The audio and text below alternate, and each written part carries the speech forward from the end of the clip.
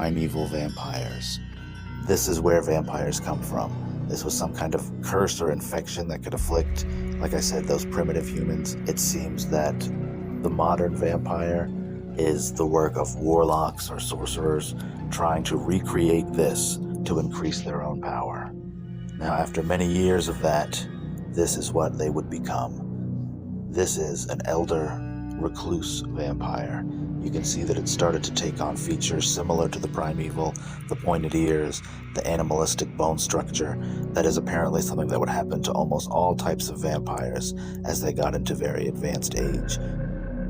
Here is a younger, captured regal vampire. These would hunt in high society. They liked to hunt. They liked the power, imposing their wants and desires on others.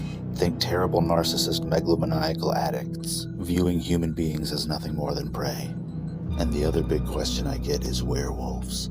And there are multiple types in this album. This first one is most similar to the classic Wolfman. It's still mostly human, but cursed with a nightly possession by a wild, primitive, animalistic demonic entity.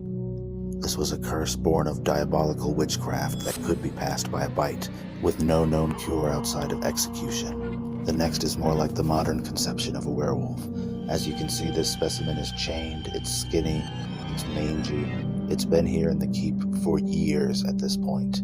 It apparently is mostly broken. This species does not transform in the night. Once it would become this creature, it was permanent. There was no going back to human form.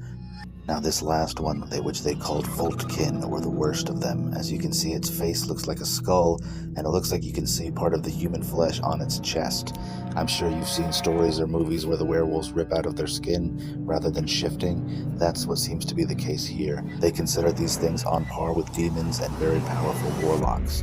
Magically evil, monstrous creatures. Carve that into him because he's going to be the gatekeeper of the demonic kingdom. When you're buddies with the devil, what are the things that specifically that the devil's telling you? False realities, things that you don't have, things that you want, things that you can't get. And one time, the devil was sitting on the passenger seat, and he said, "There's a guy on the rooftop. Grab him and sacrifice him for me." I tried to drag him into my apartment. I was half demon possessed. But there was this guy there. The guy. Yeah, no, real guy. Yeah. What happens to get you out of it? Christ. Yeah. Santeria, it's called, Santeria means worship of saints, but that's a sugarcoat name, worship of demons. Yeah. So they deal with the nature, they deal with the ocean, rivers, they deal with the mountains, they deal with the cemetery, and they're all demonic forces. So I was initiated at the age of 8 years old, an ex-devil worshiper, because you become a Satanist. A Satanist is like being, compared to being like a young Christian. Okay. Because the devil a copies catechumen everything. or something. Yeah, something like that. But then you move up the ranks, and then you become a warlock. That's the highest rank for men in the devil worshiping game. So human sacrifice. Also, they do that because they feel when they do human sacrifice, they feel they have the authority and the permission to play God. They can take a life. They're interested in the blood because, Christianity, we are about the blood, right? Christ is blood. Without the blood, there's no forgiveness of sin.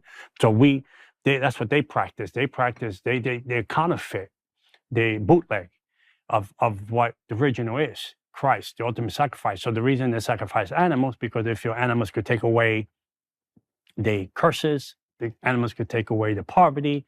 They sacrifice animals in place of who they are, and they switch the identities of what I used to be, poor, broken, curse, witchcraft, generational curses. So we sacrifice animal, take our place, I'm free now, which is not true at all. And of course, animal sacrifice has a lot of currency in pagan religions going back to antiquity, and it's even an idea articulated by the writer René Girard that you have a scapegoat. So you're putting all the sins. Yeah, all the sins, and you either sacrifice or let it go into the wilderness. Yes. Right, but the reality of it is it's not what the true value of what it is. But because people love religion, whether you Catholic or Christian, we base on relationship with God. We're not based on religion.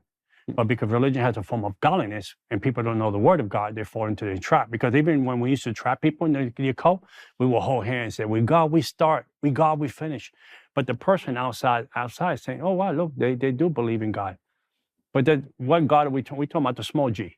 Because I came from a family of warlocks and witches from my father's side. But my father was a warlock and a witch. Also, in Santeria. in Santeria and in Okay. spiritualism, Okay. both. Yeah. So later on, we was introduced to Palo Mayumbe, which Palo Mayumbe is the highest part of the occult when you sell your soul to the devil. Okay.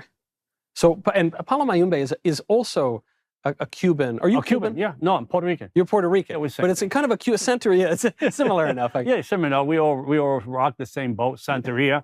A lot of the Cubans, Dominicans, Puerto Ricans, South American people, Brazil, all these people we cultivate. We are cultivated into that realm of the spirit of Santeria, spiritualism. Centros mean demon church. Yeah. Which you go and they sit the tables out there by dressing white. We go there, we worship, we pretend we Catholics. Yeah. Because we adopt Catholic culture. The aesthetic, yeah. Right, into the religion we are, and people believe it because they think, hey, Catholics do this. But that's not part of the Catholicism church. Right. They don't worship the devil. Yeah. They worship God. They worship Jesus. So we get into this whole realm of this thing. Then you report. It's like going to Christian. You go to Christian church on Sunday. We'll go to demon church on Sundays. Or we'll go to demon church from 7 in the evening to 5 in the morning. Saturday night into Sunday morning. Yeah, Sunday morning. Why at that time? Because during that time, there's different atmospheres and the different atmospheres and environment that happen in the spirit realm as the time goes further into the night. The hierarchies of the demonic world comes out, and you can make ceremonies and rituals and spells and contracts. People do say nothing good happens after midnight. Yeah. If you go out, nothing good is going to happen after midnight.